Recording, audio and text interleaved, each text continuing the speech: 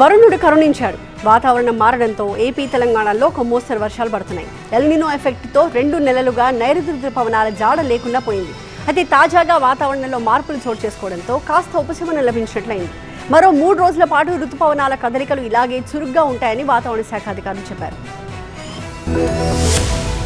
నైరుతి రుతుపవనాల్లో కదలిక రావడంతో దేశవ్యాప్తంగా వానలు మొదలయ్యాయి. మరో 3 రోజుల పాటు వాతావరణం ఇలాగే ఉంటుందని వాతావరణ శాఖ తెలిపింది. దీని ప్రభావంతో తూర్పు ఈశాన్య భారతంలో విస్తారంగా, జమ్మూ కశ్మీర్, హిమాచల్ ప్రదేశ్ ప్రాంతాల్లో భారీ నుంచి భీకర వర్షాలు పడతాయని హెచ్చరించింది.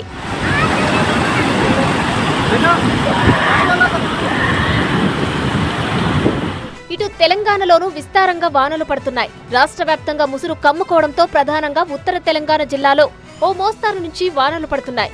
మహబూబ్ నగర్, నాగర్ కర్నూల్, ఆదిలాబాద్, నిజామాబాద్, మంచిర్యాల, ములుగు, భూపాలపల్లి, పెద్దపల్లి, భద్రాచలం జిల్లాలో విస్తారంగా వర్షాలు కురుస్తున్నాయి.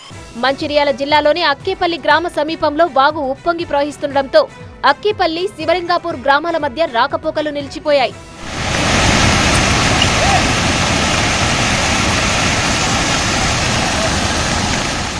ములుగు జిల్లాలో భారీ వర్షాలకు వాగులు ఉప్పొంగుతున్నాయి.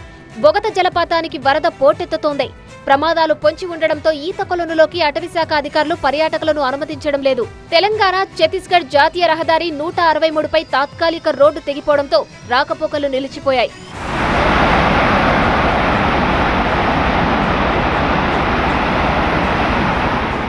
హైదరాబాద్లో సాయంత్రానికి ఒక్కసారిగా వాతావరణం మారిపోయింది. దట్టమైన మేఘాలతో అనేక చోట్ల ఈదురుగాలులతో కూడిన వర్షం మొదలైంది. Musheerabad, Chikkadpally, RTC cross roads, Narayanguda, Himayat Nagar, Abids, Koti, Begum Bazar, Nampally, Lakdi కపుల్తో పాటు పాతబస్తీ ప్రాంతాల్లోనూ వర్షం పడుతుంది.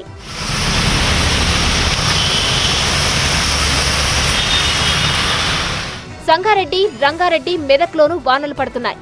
మహేశ్వరంలో అత్యధికంగా 34 మిల్లీమీటర్ల వర్షపాతం నమోదైంది. అటు కోస్తాలోనూ తేలికపాటి నుంచి ఉరుములతో కూడిన జల్లులు పడుతున్నాయి.